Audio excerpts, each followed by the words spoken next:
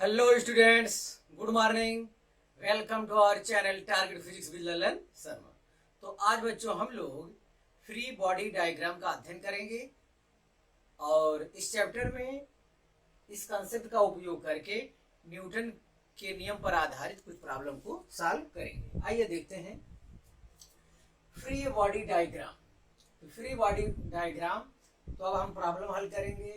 तो प्रॉब्लम में कई ऑब्जेक्ट दिए रहेंगे, उस पर कई फोर्स दिखाना रहेगा। तो उसका एक तरीका होता है, उसी तरीके का नाम है क्या? Free body diagram.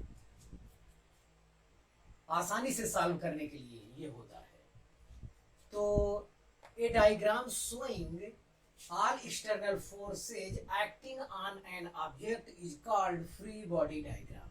मतलब कोई ऑब्जेक्ट है, उस पर सभी एक्सटर्नल फोर्स जो उस पर कार्य कर रहे हैं वो सभी क्या होते हैं? फ्री बॉडी डायग्राम उसी का खींचा जाता है एक ऑब्जेक्ट। जैसे यहाँ दो बॉडी है, एक कैपिटल एम एक स्मॉल एम मास है। इनको हमको दिखाना है फ्री बॉडी डायग्राम के रूप में। तो एफ बी डी करके हम लोग लिख देते हैं शार्ट में। तो कैपिटल एम का इसका फ्री बॉडी, तो फ्री बॉडी डायग्राम दर्शाने के लिए विद्यार्थी हम लोग मास को पॉइंट मान लेते हैं ताकि फिगर बनाने में सुविधा हो। तो इसे ये कैपिटल एम है आपका, हो जाएगा यस कैपिटल एम। तो अब हम देखते हैं कि इस पर कितना कार्य कर रहा है। तो कैपिटल एम वाले बॉडी पर यह फोर्स एक्ट कर रहा है, यह फोर्स एक्ट कर रहा है। तो ये वाला इस पर नॉर्मल फोर्स लगाएगा और ये इस पर रिएक्शन फोर्स लगाएगा। तो जितना ये वाला इस पर फोर्स लगाएगा उतना ही ये वाला इस पर फोर्स लगाएगा। और जो नॉर्मल फोर्स होता है वो प्लेन के परपेंडिकुलर वर्क करता है। तो ये इतना ध्यान देना है, इन दो प्लेन के बीच जो एक्शन रिएक्शन वाला फोर्स लग रहा है वो इक्वल होता है और अपोजिट डायरेक्शन में होता है। ये आपको ख्याल करना है। तो पहला मतलब जिसका ये बीडी खींचना है उसे पॉइंट मास आप दर्शा दीजिए, और दूसरा काम उस पर सब फोर्स दर्शाना है कैपिटल एम वाले बॉडी पर कितना फोर्स कार्य कर रहा है। ये जितना फोर्स कार्य कर रहा है उससे हमसे मतलब नहीं, इस पर कितना कार्य कर रहा है। यहाँ देखने से लग रहा है कि एक एफ इधर कार्य कर रहा है और इस पर नॉर्मल फोर्स इधर कार्य कर रहा है। ये हो गया इतना। और ये कैपिटल एम मास का है तो जाहिर है कि ये एम जी नीचे की ओर कार्य करेगा, इसके अपोजिट डायरेक्शन में नॉर्मल मान लेते हैं n1 कार्य करेगा। तो यहाँ भी ये n1 ऊपर की ओर हो जाएगा और इसका वेट mg नीचे हो जाएगा। तो कैपिटल एम वाले पिंड का यह बीडी इस टाइप से खींचा जाता है। अब कहिए इसका क्या फायदा है? तो प्रॉब्लम हल करने में इसका बड़ा योगदान है। ये इसके इक्वल कर लेंगे। नेट फोर्स अगर बॉडी उस डायरेक्शन में जा रहा है तो नेट फोर्स हो जाएगा F माइनस एन। अगर बॉडी इस डायरेक्शन में जा रहा है तो नेट फोर्स हो जाएगा एन माइनस एफ। तो ध्यान दें, जिस फ्री बॉडी डायग्राम के लिए जिस बॉडी का फ्री बॉडी डायग्राम या पीडी बनाते हैं हम उसको पॉइंट मास मान लेते हैं, पहला काम। और दूसरा काम है उस पर कार्य एक्ट करने वाले सभी फोर्स को रिप्रेजेंट करते हैं। और एक तीसरा और फ्रेम ऑफ रेफरेंस होता है कि ये प्रॉब्लम को हम कहाँ से हल कर रहे हैं? बाहर से हल कर रहे हैं। बाहर से अगर हल कर रहे हैं तो उसे कहा जाता है इनर्शियल फ्रेम ऑफ रेफरेंस। तो ज्यादातर बाहर से हल करेंगे तो इनर्शियल फ्रेम ऑफ रेफरेंस कहा जाएगा और इसका अध्ययन आगे चैप्टर में और किया जाएगा। तो इतने चीज की यहाँ जरूरत है। तो M1 वाले बॉडी कैपिटल एम वाले बॉडी का फ्री बॉडी डायग्राम हो गया। अब हम दूसरा देखते हैं छोटे वाले बॉडी का। तो इसको पॉइंट मास एम मान लेते हैं, इसको पॉइंट मास एम मान लेते हैं। तो इसका भी वेट mg नीचे की ओर कार्य करेगा, इसका भी नॉर्मल रिएक्शन वो नॉर्मल फोर्स जो कहेंगे वो m2 मान ले रहे हैं क्योंकि ये दोनों अलग अलग है तो अलग फोर्स होगा। अब देखिए इस तरफ कितना फोर्स करेगा। तो इस बॉडी पर इस तरफ जो नॉर्मल फोर्स कार्य कर रहा है इस दिशा में कार्य कर रहा है। इस बॉडी पर कार्य करने वाला फोर्स चाहिए। इस बॉडी ने किस पर क्या लगाया वो हमको नहीं चाहिए। इस बॉडी ने बाहर ये नॉर्मल लगाया है, तो ये नॉर्मल इसके लिए हो जाएगा, तो ये वाला नॉर्मल इसका है। तो बच्चों ये हो गया फ्री बॉडी डायग्राम, ये कैपिटल एम का फ्री बॉडी डायग्राम हो गया और ये स्मॉल एम का फ्री बॉडी डायग्राम हो गया। हाँ, तो आप इसे कॉपी कर लीजिए।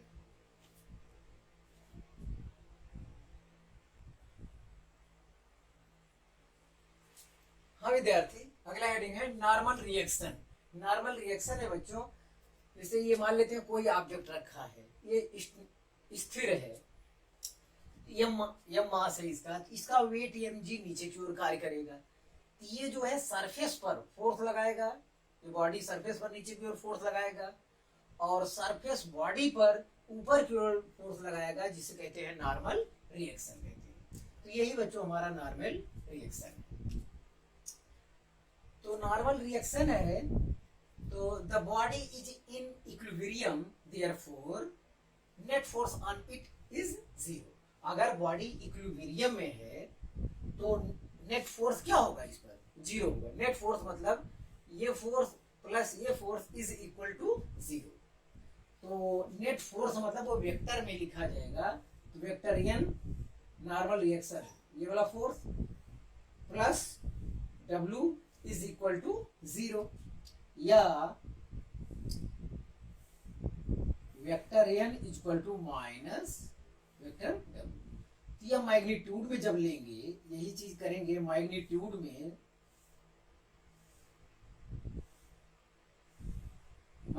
में तो माइनस खत्म हो जाएगा, तो ये हो जाएगा कैपिटल एन और W इक्वल टू क्या हो जाएगा,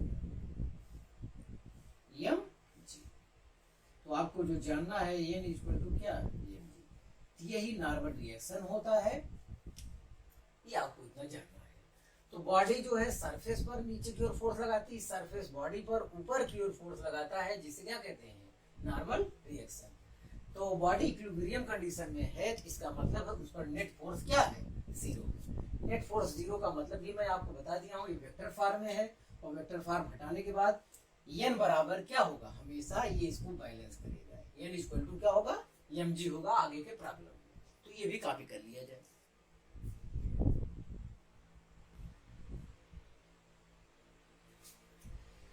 तो हाँ विद्यार्थी, अब हम लोग लिफ्ट वाला प्रॉब्लम सॉल्व करेंगे। तो उसमें आपको वेट जो है परिवर्तित होते हुए प्रतीत होगा, कभी कम होगा कभी ज्यादा होगा। तो आप कुछ क्षण के लिए खुश भी हो सकते हैं, जिनका वेट ज्यादा है यहाँ कुछ क्षण के लिए उनका कम प्रतीत होगा तो खुश हो सकते हैं, या जो लोग बहुत कमजोर हैं उनका ज्यादा भी हो सकता है, वो लोग भी खुश हो सकते हैं, सबको मौका मिलेगा। आइए देखते हैं।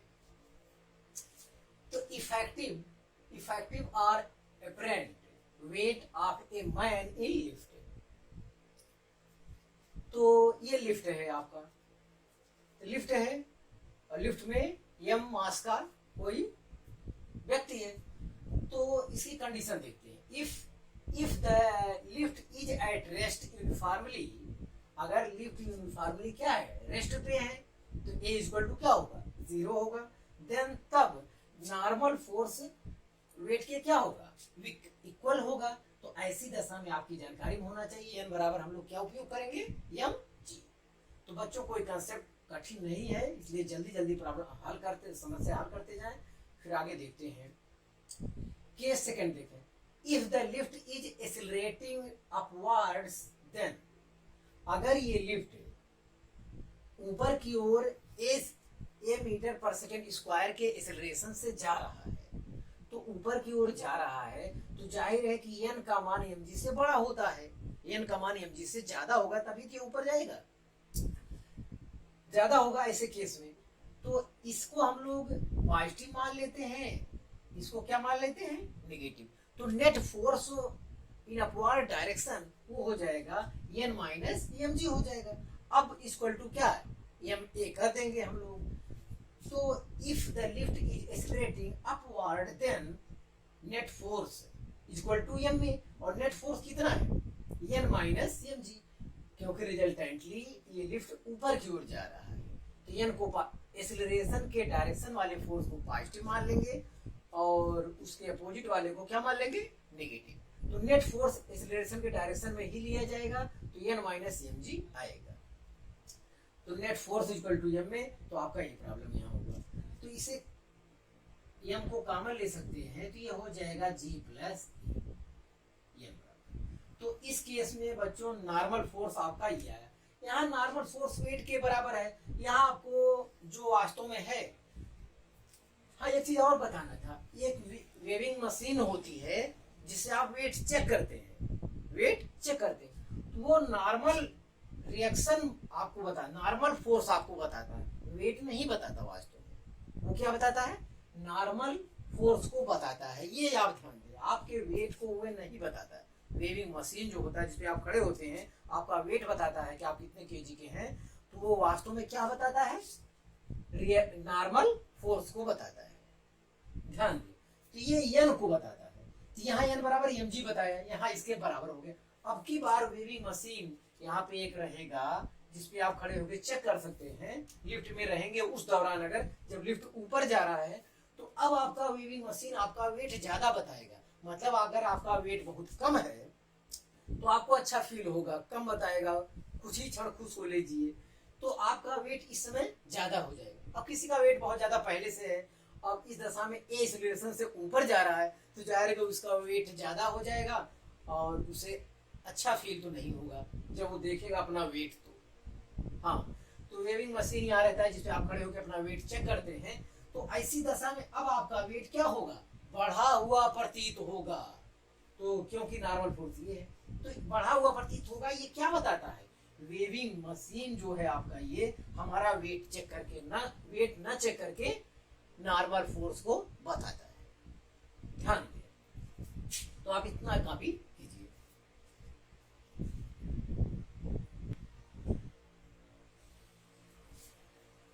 हाँ विद्यार्थी, थर्ड केस देखें। If the lift is retarding upward, then retarding मतलब शुरू में एक्सेलरेशन ज्यादा है, जैसे जैसे आगे बढ़ता जाएगा एक्सेलरेशन का मान घटता चला जाएगा। एक्सेलरेशन का मान घटता चला जाएगा, मतलब ऐसा नहीं। रिटार्डेशन का मतलब है कि ये जिस स्पीड से चला था, स्पीड जैसे जैसे ऊपर की ओर जाता जाए स्पीड कम होता चला जा रहा है। मतलब एक्सेलरेशन जो आएगा वो निगेटिव में आएगा। क्या आएगा? निगेटिव में आएगा। ऊपर तो जा रहा है, एक्सीलरेशन अगर स्पीड डिक्रीजिंग ऑर्डर में है तो ऐसी दशा में एक्सीलरेशन निगेटिव होता है, उसे रिटार्डेशन कहा जाता है। और अगर a इक्वल टू पॉजिटिव है तो वो एक्सीलरेशन नाम से जाना जाता है। तो आपको यही इतना ध्यान, अगर ऊपर जा रहा है एक्सीलरेशन से न जाके रिटार्डेशन से जा रहा है, तो जाहिर है कि एक्सीलरेशन का मान उस दशा में क्या होगा? निगेटिव होगा। तो एक्सीलरेशन निगेटिव प्रयोग किया जाएगा। लेकिन जा रहा है ऊपर, तो नेट फोर्स के लिए वो आपका नॉर्मल वाला पॉजिटिव लिया जाएगा, नीचे वाला निगेटिव। तो net force N minus M G अब भी होगा। तो net force equal to M A के स्थान पे क्या लिखा जाएगा? निगेटिव एक्सेलरेशन, क्योंकि ऊपर तो जा रहा है और स्पीड डिक्रीजिंग ऑर्डर में जा रहा है, तो जाहिर है कि एक्सेलरेशन क्या होगा? निगेटिव होगा। तो वही निगेटिव यहाँ बच्चों प्रयोग किया जाएगा। ऐसी दशा में अब हम इसे उधर ले जाएंगे, तो एन इक्वल टू हो जाएगा M G minus M A. तो एम यहाँ अगर कॉमन ले लेते हैं तो ये जी माइनस ए हो जाएगा। इस दशा में बच्चों जो मैन है हमारा लिफ्ट के अंदर, उसका वेट हमें कम प्रतीत होगा। पहले वाले से क्या होगा? पहले तो एन बराबर एम जी था स्टेबल कंडीशन में। अब उस दशा से वेट क्या होगा? उसी आदमी को अपना वेट वेविंग मशीन पर कम प्रतीत होने लगेगा। ध्यान दें विद्यार्थी, ये कंसेप्ट हो गया आपका, तो आप समझते जाए केवल। हाँ, थर्ड पॉइंट के बाद चौथा पॉइंट क्लियर करें। If the lift is accelerated downward, यदि यही लिफ्ट नीचे की ओर, यही लिफ्ट नीचे की ओर जा रहा है ए एक्सेलरेशन से। एक्सेलरेशन से मतलब क्या होता है कि वेलोसिटी जो है या स्पीड जो है वो तेजी से बढ़ता जा रहा है। जैसे जैसे नीचे जाएगा वेलोसिटी स्पीड बढ़ता चला जाएगा। स्पीड बढ़ता चला जाएगा तो एक्सेलरेशन क्या होगा? पॉजिटिव। अब यहाँ पे देखना है कि एक्सेलरेशन नीचे की ओर है, तो हमारा नीचे वाला फोर्स पॉजिटिव ले लेंगे और इसको क्या ले लेंगे? निगेटिव। या ऐसा भी कहते हैं लोग एम जी का मान एम से ज्यादा हो जाएगा, इसीलिए उस डायरेक्शन में मूव कर रहा है। तो यहाँ पे नेट फोर्स हो जाएगा M G, net force M G minus N, ये नेट फोर्स हो जाएगा। उसके बाद क्या? न्यूटन के सेकेंड लॉ से F net equal to M A में रख दिए। यहाँ से नॉर्मल क्या होगा, नॉर्मल को उस तरफ करोगे, एम एक इस तरफ ले आओगे तो एन इक्वल टू हो जाएगा M G minus M A. तो एम यहाँ कामा ले सकते हैं, तो ये जी माइनस। तो यहाँ भी केस है बच्चों, वेविंग मशीन पर जो व्यक्ति को अपना वेट, अगर लिफ्ट नीचे की ओर एक्सेलरेशन से आ रहा है तो व्यक्ति को अपना वेट पहले से कम प्रतीत होगा। उसे लगेगा उसका वेट जितना स्टेबल कंडीशन में था उतना वेट नहीं है, स्टेशनरी कंडीशन में था, स्थिर अवस्था में जितना वेट था कितना था, N equal to M G, उतना नहीं प्रतीत होगा, उससे कम आएगा वेविंग मशीन पर जब वो अपना वेट चेक करेगा। तो आप इसे कॉपी करिए।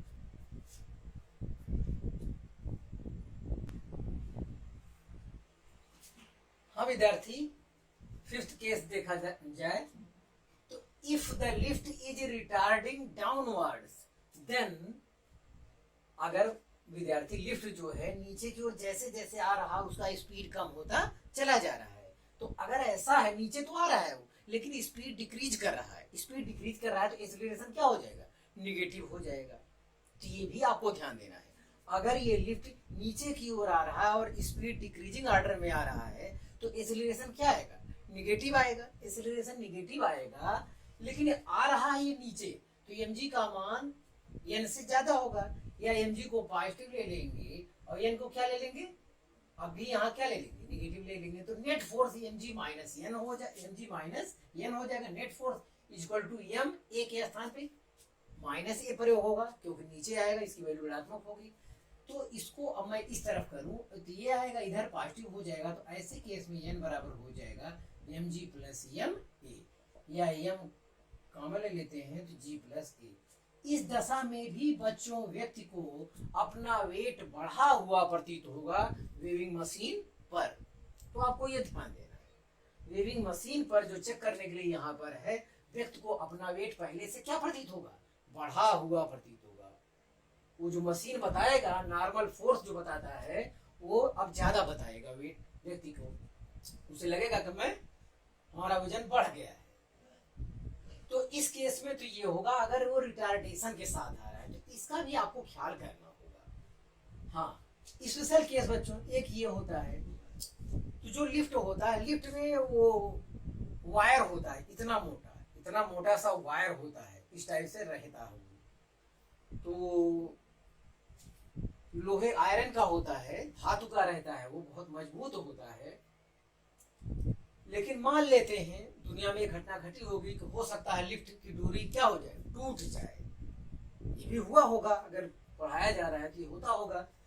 If lift is falling freely that is a equal to g, अगर लिफ्ट की डोरी कोई काट दे, लिफ्ट की डोरी कट जाए, टूट जाए, कोई कुछ भी हो जाए, ऐसी दशा में लिफ्ट जो है, अगर लिफ्ट की डोरी टूट जाती है विद्यार्थी, तो ऐसी दशा में लिफ्ट जो है, ऐसी दशा में लिफ्ट के लिए ए इक्वल टू क्या हो जाएगा, जी। लिफ्ट हमारा जी एक्सेलरेशन गुरुत्वीय त्वरण से, एक्सेलरेशन ड्यू टू ग्रेविटी से आने लगेगा, एक्सेलरेशन ड्यू टू ग्रेविटी से आने लगेगा। तो ऐसी दशा में ए के स्थान पर क्या प्रयोग किया जाएगा, जी प्रयोग किया जाएगा। अब देखते हैं क्या होता है। लिफ्ट की डोरी टूट गई है तो लिफ्ट नीचे की ओर आ रहा है, तो अब भी mg पॉजिटिव n निगेटिव, तो net force mg minus n हो जाएगा, इक्वल टू m a होता है। मेन फार्मूले में क्या होता है, m a। अगर ये फॉलिंग फ्रीली है तो ऐसी दशा में a किसके बराबर होगा, g के बराबर होगा।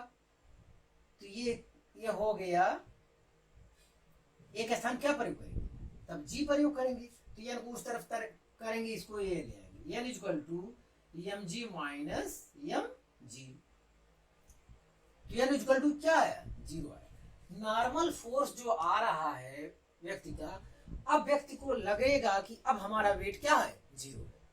व्यक्ति को ऐसी दशा में अपना वेट वेविंग मशीन पर कितना दिखाने लगेगा, 0 दिखाने लगेगा।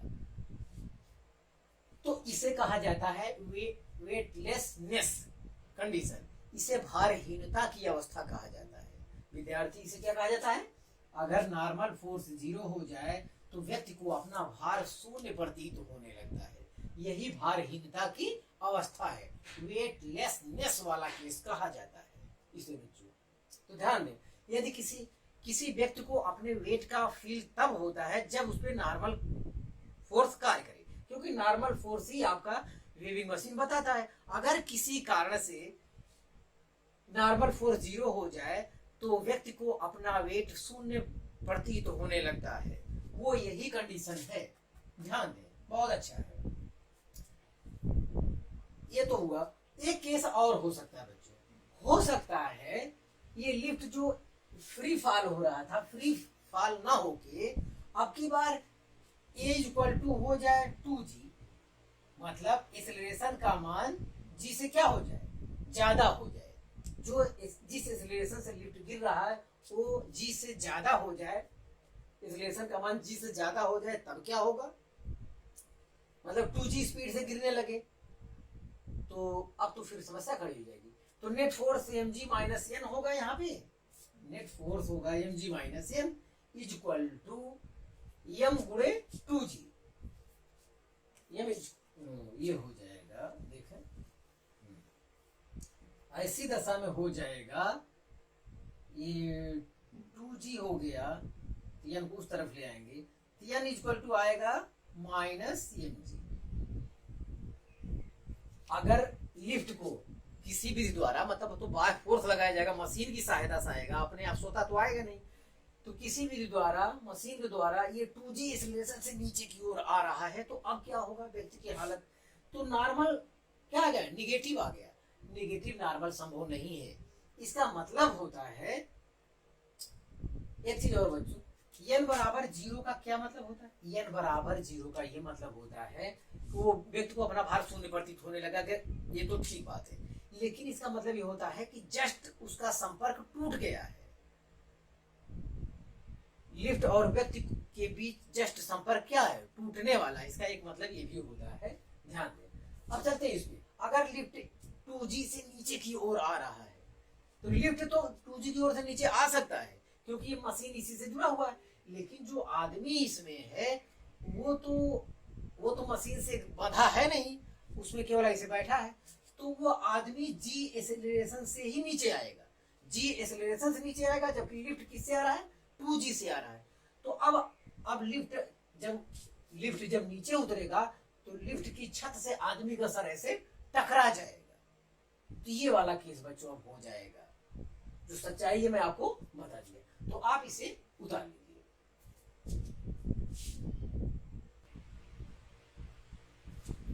हाँ विद्यार्थी देखें, motion of body is in contact, motion of body in contact. तो पहला केस है two body is in contact. अगर दो बॉडी m1 m2 मास का है, वे कांटेक्ट पे हैं, एक सरफेस पर रखे हैं फ्रिक्शनलेस, तो ऐसी दशा में आपसे पूछा जाएगा कि दो बॉडी कांटेक्ट फोर्स बताइए आप और उसका एक्सेलरेशन बताइए। कुछ इस टाइप से आपसे पूछ लेगा क्वेश्चन में, तो आप क्या करेंगे। तो इस टाइप का केस दिया हुआ है, दिया है कि ये नॉर्मल फोर्स जो मैं लिखा हूं ये नहीं दिया है, ये दो बॉडी m1 m2 मास के हैं और उस पर एक एक्सटर्नल फोर्स m1 वाले बॉडी पर लग रहा है, m1 वाली बॉडी पर एक्सटर्नल फोर्स लग रहा है। तो अब होगा क्या, तो ये वाला बॉडी इस पर नॉर्मल फोर्स लगाएगा तो ये इधर फोर्स लगाएगा, और m2 वाला m1 पर लगाएगा इधर, ये इक्वल और अपोजिट डायरेक्शन में होंगे। तो नॉर्मल फोर्स हम मान ले रहे हैं n है, n इधर इक्वल होगा। तो यह PD हम बनाएंगे m1 का, तो चलिए m1 का देखते हैं, m1 का यह PD। तो m1 में एक फोर्स F कार्य कर रहा है इधर, इस वाले पिंड इस पे m1 पर कितना फोर्स कार्य कर रहा है, m1 द्वारा कितना फोर्स लगाया जा रहा है ये हम नहीं लिखा जाएगा, ये PD बनाते समय। तो m1 पर एक F कार्य कर रहा है और इस पर एक नॉर्मल फोर्स N कार्य कर रहा है जो m2 द्वारा लगाया गया है, तो वो इस डायरेक्शन में है, ये N है। और रिजल्टेंटली बॉडी जो जा रहा है इस रिलेशन से इस डायरेक्शन में जा रहा है, इस डायरेक्शन में जा रहा है। हाँ एक चीज और आप दर्शा सकते हैं कि आप ये भी दर्शा सकते हैं m1g और इसका नॉर्मल n1 मान सकते हैं। हाँ ये और बात है कि यहाँ से हो जाएगा n1 बराबर m1g। इसका कोई उपयोग नहीं है, ये हमसे पूछा नहीं है। हाँ, ये इसको बैलेंस करेगा, मतलब एक दूसरे को ये क्या कर देंगे, कैंसिल कर देंगे। हमको तो चलना है इधर, तो एक्स एक्सिस पे अगर हमको चलना है तो नेट फोर्स कितना होगा, तो एक्सीलरेशन की डायरेक्शन वाला फोर्स पॉजिटिव लिया जाता है, तो यहाँ पे हो जाएगा F माइनस n हो जाएगा। Net force is equal to M G M A होता है, यहाँ हो जाएगा m1a। इक्वेशन फर्स्ट हो गया विद्यार्थी। तो m1 का यह VD फ्री बॉडी डायग्राम आपने बनाया। अब यही काम m2 के लिए करते हैं, चलिए यहाँ किया जाए। ये m2 के लिए कुछ करते हैं, तो m2 के लिए इस डायरेक्शन में जो फोर्स होगा वो n होगा, ये है नॉर्मल फोर्स, ये होगा। और m2 के लिए क्या है, और कुछ है ही नहीं, ये एक्सीलरेशन से इस डायरेक्शन में जा रहा है। हाँ, आप यहाँ भी m2g कर सकते हैं, यहाँ n2 बना सकते हैं, तो ये क्या हो जाएगी, कैंसिल हो जाएगी, क्योंकि रिजल्टेंटली हमको क्या है, इधर जाना है, इधर जाना है, तो इधर का नेट फोर्स लेंगे, इधर का एक ही फोर्स है n, तो n बराबर हो जाएगा बच्चों, आपको यहाँ से जो मिलेगा सेकंड वाले फिगर से n इक्वल टू क्या हो जाएगा, m2a। एक्सीलरेशन तो दोनों ज्वाइंट है, एक्सीलरेशन तो सेम होगा। तो on adding the above equation, ये दोनों on adding the above equation, ये दोनों ऐड करेंगे तो n कट जाएगा, तो f इक्वल टू हो जाएगा, ये ऐड करेंगे तो m1 plus m2 into a। f पता चल गया। हाँ, तो a इक्वल टू आएगा f upon m1 plus m2, ये आएगा। या इसे कह सकते हैं a बराबर f नेट अपान m टोटल, ऐसा भी बोल सकते हैं। तो इसलिए दोनों कांटेक्ट में दोनों एक ही एक्सीलरेशन से जा रहे हैं, तो ऐसे केस में डायरेक्ट एक्सीलरेशन के लिए f नेट अपान m टोटल कर सकते हैं, लेकिन फिर भी यह पीटी बनाना बहुत जरूरी है, क्योंकि आगे के प्रॉब्लम हल नहीं हो पाएंगे। अब ये वास्तव में तो आपसे पूछा जाएगा, एक्सीलरेशन पूछेगा तो आप ऐसा कर लिए। अब कह रहा कांटेक्ट का फोर्स बताइए, कांटेक्ट करने वाला फोर्स बताइए, जो दो बॉडी कांटेक्ट कर रहे हैं उनके बीच कितना फोर्स कार्य कर रहा है, अब पूछ रहा है, तो आप क्या करेंगे, अब बिना एफबीटी का कैसे काम चलेगा। हाँ, तो अब ये ए की वैल्यू क्या है, कहीं रखना पड़ेगा तभी नॉर्मल फोर्स आएगा। तो ये ए वाला वैल्यू आप यहाँ रख दीजिए, इसी में रख दीजिए। तो putting the value of A in equation number 2, तो वहां से पता चल जाएगा। तो चलिए रखते हैं, तो रखेंगे तो n इज इक्वल टू हो जाएगा, कांटेक्ट फोर्स जो हो जाएगा दो बॉडी के बीच, m2a है, m2a ए के स्थान पे आपका आया है f upon m1 plus m, तो ये इतना आया विद्यार्थी। तो आपका कांटेक्ट फोर्स पता चल गया और इस बॉडी का एक्सीलरेशन पता चल गया, इस बॉडी का एक्सीलरेशन पता चल गया। तो टू बॉडीज इन कांटेक्ट में है, तो ये फ्री बॉडी डायग्राम बनाना आपको आना चाहिए। यहाँ भी ये कैंसिल हो जाएगा इस डायरेक्शन में। हाँ, फ्री बॉडी डायग्राम बनाना आना चाहिए। तो अलग अलग फ्री बॉडी डायग्राम का अलग अलग इक्वेशन बनाएंगे, उनको सॉल्व करेंगे तो आपको जो चाहिए वो मिल जाएगा। तो आप इसे कॉपी कीजिए।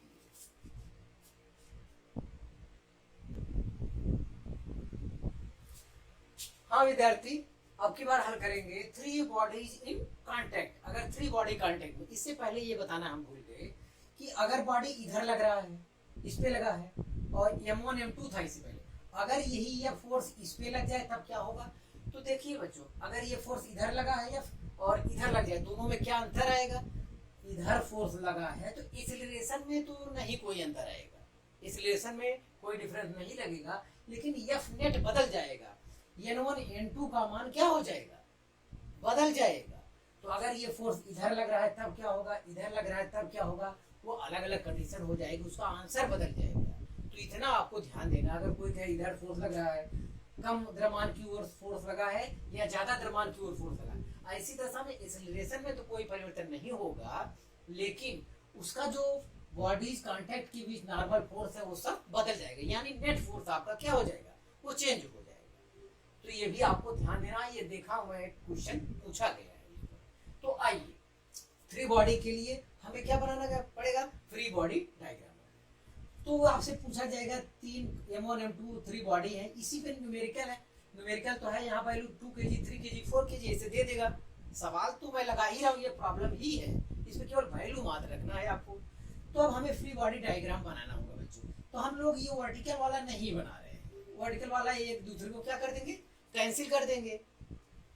हाँ अब देखते हैं, अगर ये यहाँ कांटेक्ट कर देगा तो ये वाला इस पर फोर्स लगाएगा नॉर्मल फोर्स, तो उसका नाम हम N1 कर देते हैं, और जितना ये इस पर लगाएगा उतना ये इस पर भी लगाएगा, तो ये इधर हो गया N1। चलिए यहाँ पे देखते हैं, ये वाला M2 फोर्स हम मान रहे हैं इस पे लगा रहा है, तो M3 वाला भी इस पर उतना ही फोर्स लगाएगा नॉर्मल फोर्स, ये हो गया N2। अब हमें FBD बनाना है, M1 M2 M3 सबका क्या बनाना है, FBD बनाना है। तो FBD M1 के लिए देखते हैं क्या होगा, M1 वाले की FBD वर्टिकल वाला नहीं दर्शा रहे हैं, ये एक दूसरे को कैंसिल कर देगा। हाँ देखिए, हाँ तो F तो इधर कार्य कर रहा है, F इधर कार्य कर रहा है, और M1 पर M2 द्वारा जो बाहर से फोर्स लगाया गया वो N1 है इस डायरेक्शन में, ये N1 है, इतना हो गया। अब ये जा किधर रहा है, ये ए एक्सीलरेशन से इधर जा रहा है, तो जिधर जा रहा है उसी तरफ का फोर्स क्या माना जाता है, पॉजिटिव माना जाता है। तो ऐसी दशा में नेट फोर्स हो जाएगा F minus N1 equal to क्या हो जाएगा, M A, फर्स्ट कंडीशन में हो जाएगा। तो हाँ विद्यार्थी, M1 का FBD हम लोग बनाए, तो M1 के लिए इक्वेशन भी मिल गया। अब चलते हैं M2 के लिए, M2 का FBD बनाते हैं, ये हो जाएगा M2 पर देखते हैं इस पर कितना फोर्स कार्य कर रहा है इस बॉडी पर, तो M1 द्वारा इस पर लगाया गया N1, इस तरफ हो जाएगा आपका N1, ठीक है। और M3 द्वारा भी इस पर लगाया गया है, ये खुद किस पर फोर्स लगाता है इससे नहीं मतलब है, M2 पर कितना फोर्स बाहरी वाला लग रहा है वो हमको दर्शाना बस। तो M1 ने M2 पर लगाया होगा N1 इस डायरेक्शन में, और N2 जो फोर्स ये वाला है ये M3 ने लगाया है, ये इधर हो जाएगा क्या N2, और ये ऑब्जेक्ट ए एक्सीलरेशन से उस डायरेक्शन में जा रहा है, तो यहाँ भी N1 को पॉजिटिव मानेंगे, N2 को नेगेटिव, मतलब N1 ज्यादा N2 नेगेटिव, तो नेट फोर्स हो जाएगा N1 minus N2 equal to क्या, M1 ये हो जाएगा, यहाँ M2 ये हो जाएगा, इक्वेशन 2 हो गया बच्चों M2 के लिए। तीसरे वाले बॉडी का फ्री बॉडी डायग्राम बनाते हैं, तीसरे फ्रेंड का M3 के लिए देखें, M3 पर N2 फोर्स कार्य कर रहा है M2 द्वारा, तो ये हो जाएगा N2 इधर कार्य कर रहा है, बस यही कार्य कर रहा है, और ए एक्सीलरेशन से ये इस डायरेक्शन में कर रहा मोशन, और इसका जो ये वाला पोर्शन कार्य कर रहेगा ये एक दूसरे को इक्वल अपोजिट होने की वजह से कैंसिल कर देंगे, क्योंकि रिजल्टेंटली ऑब्जेक्ट जो है एक्स एक्सिस डायरेक्शन में ही जा रहा है। तो यहाँ पे net force N2 equal to हो जाएगा, ये M3 है विद्यार्थी, M3 तो हो जाएगा M3A, ये इक्वेशन थर्ड हो जाएगा विद्यार्थी, इक्वेशन थर्ड हो जाएगा। On adding the above equation, तो इक्वेशन को जब हम जोड़ेंगे तो N1 से N1 कैंसिल हो जाएगा, N2 से N2 कैंसिल हो जाएगा, on adding the above equation, तो ये सब कैंसिल हो रहा है, तो F इक्वल टू सबको ऐड करेंगे तो ये M1 plus M2 plus M3 ये आया, यहां से A इक्वल टू आ रहा है F upon M1 plus M2 plus M3 A equal to आ रहा है। यहां भी हम कह सकते हैं A इक्वल टू क्या कह सकते हैं, A इक्वल टू कह सकते हैं F नेट अपान M टोटल कह सकते हैं। मतलब अगर एक्सीलरेशन ज्ञात करना ही है केवल, तो आपको कांटेक्ट में है, एक समान एक्सीलरेशन से ये जा रहे हैं सब लोग एक ही एक्सीलरेशन से, तो ऐसी दशा में A equal to F net upon क्या टोटल मास हो जाएगा। क्योंकि अंदर वाला जो फोर्स है एक दूसरे को क्या कर देंगे, वो कैंसिल कर देंगे। लेकिन अब हमसे ये पूछ रहा है कि ये दोनों कांटेक्ट वाले फोर्स हमको बताइए, मतलब M1 M2 कांटेक्ट वाला फोर्स बताइए और M2 M3 कांटेक्ट वाला फोर्स बताइए। तो अब तो आपको बिना एफईडी के ज्ञान के प्रॉब्लम हल नहीं हो पाएगा। तो चलिए प्रॉब्लम को हल करते हैं। जैसे N1 N2 चाहिए तो N2 तो तुरंत मिल जाएगा, ये वैल्यू यहाँ पे रख देते हैं एक्सेलरेशन का जो हमारा आया है। चलिए N2 ही पहले निकाल देते हैं। N2 तो N2 इक्वल टू हो जाएगा M3A, ए की वैल्यू आया है F upon M1 plus M2 plus M3। तो यहां से N2 आ गया। मैं कह रहा हूं कि मैं प्रॉब्लम सॉल्व कर रहा हूं, जैसे प्रॉब्लम सॉल्व किया जाता 100% वही काम हो रहा है। इसमें कुछ भी आपको ज्यादा करने, जहां मैं M1 लिखा हूं आप लिखेंगे 2 किलोग्राम, बस इतनी तो बात है। कुछ भी करते पूरा न्यूमेरिकल में सॉल्व कर रहा हूं, न्यूमेरिकल ही है। इसमें तो इतना बड़ा वैल्यू आया है M1 plus M2 plus M3, तीनों जोड़ देंगे तो शायद छोटा आ जाए, 8 किलोग्राम आ जाए, बस इतना, तो और आसान रहेगा। तो बहरहाल कंसेप्ट आप पकड़िए। हाँ तो N2 हमारा क्लियर हो गया विद्यार्थी। अब आइए, तो N2 हो गया।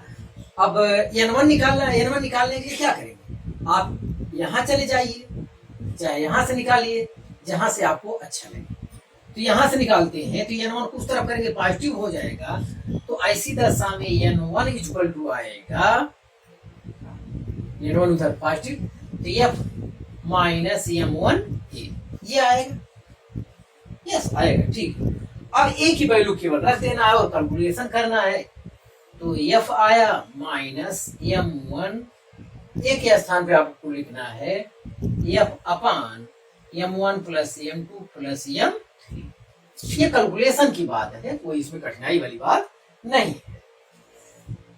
चलिए यहां देखते हैं, तो एलसीएम हो जाएगा क्या, M1 plus M2 plus M3 ये हो गया।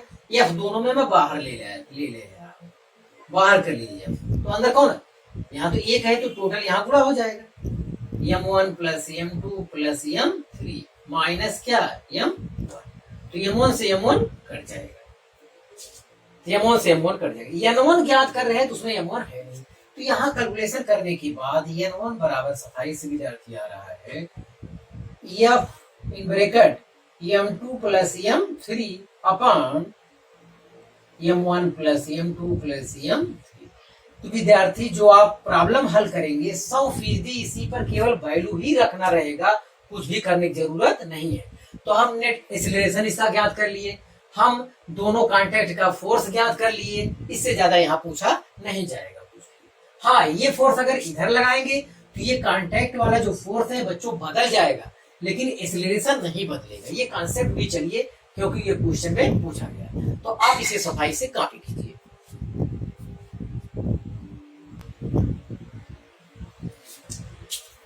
हाँ विद्यार्थी आप इसे कॉपी कर लिए होंगे और इस कॉन्सेप्ट पर आप केवल वैल्यू देकर, केवल क्वेश्चन देखकर प्रॉब्लम को सॉल्व कर डालिए, कहीं कोई दिक्कत आपको नहीं होगी।